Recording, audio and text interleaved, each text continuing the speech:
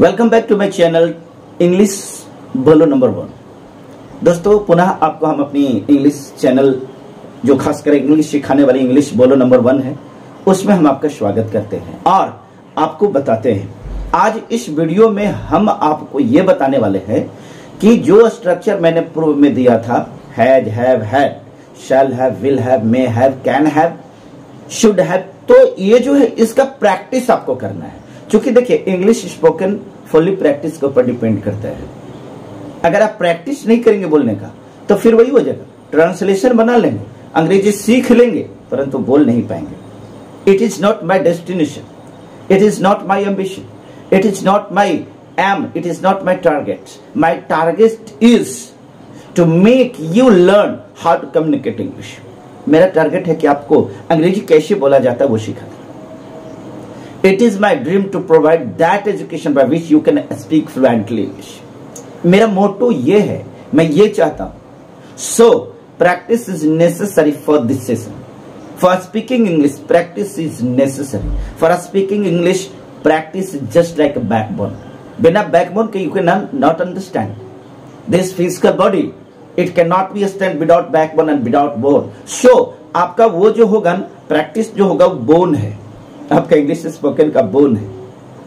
बिना बोन का शरीर कैसे हो सकता है, लचीला हो जाएगा, स्टैंड नहीं रह पाएगा। तो आपका इंग्लिश जो विदाउट स्पीकिंग का, विदाउट प्रैक्टिस का नहीं हो सकता। आज के इस वीडियो में हम आपको प्रैक्टिस करने के लिए बताएंगे कि ये हैज, हैव, हैड इत्यादि पर आधारित आपको प्रैक्टिस कैसे करना है। देखिए मैंने बताया कि has, have, had, shall have, may have, can have, should have, ये सब चीज जो होता है हैव का प्रयोग का मतलब ही होता है कि हैव मैंने है मेरे पास। जैसे आई हैव अ पेन, मेरे पास कलम है, ठीक है। आई हैव अ पेन, मेरे पास कलम है, अर्थात एक कलम रखता हूं, मैं एक कलम रखता हूं, ठीक है। तो ये हो गई।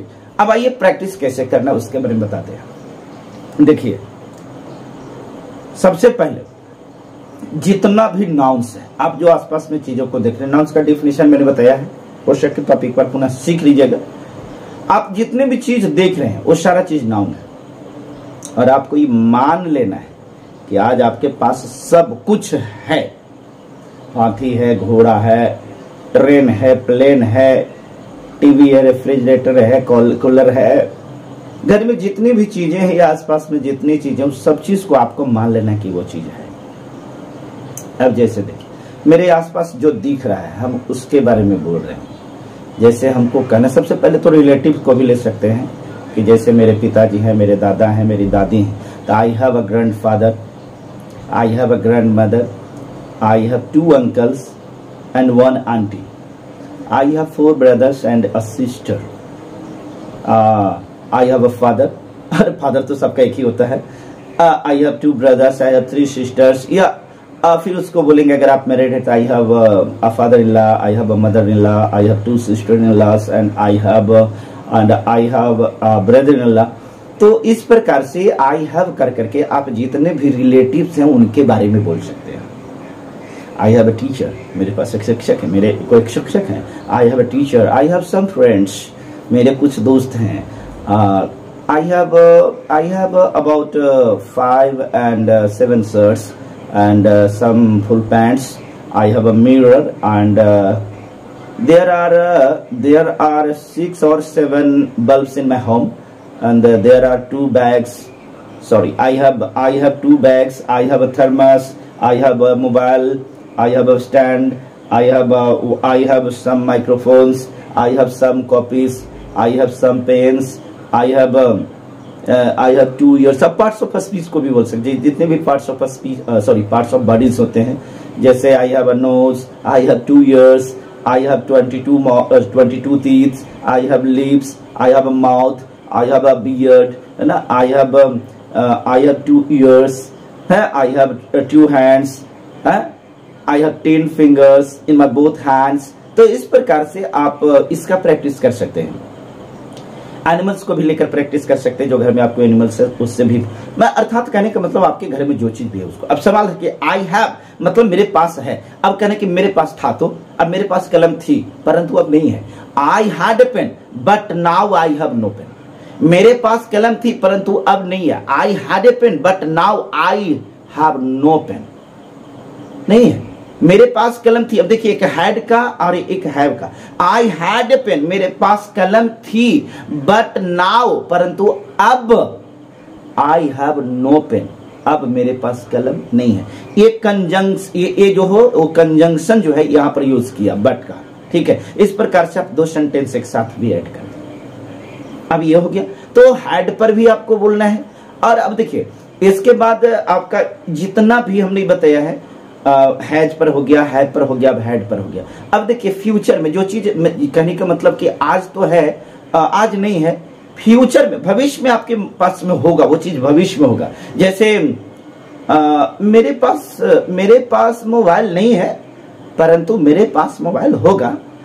अब देखिए मेरे पास मोबाइल नहीं है, आई हैव नो मोबाइल, या I have not mobile, I haven't mobile, I haven't mobile, I haven't mobile, मेरे पास मोबाइल नहीं है, बट लेकिन मेरे पास मोबाइल होगा।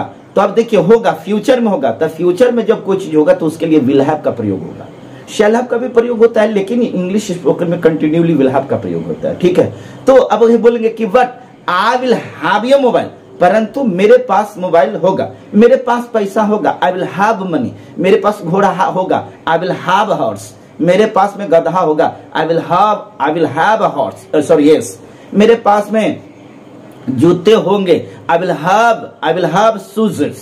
तो इस प्रकार से आपको ये प्रैक्टिस करनी है।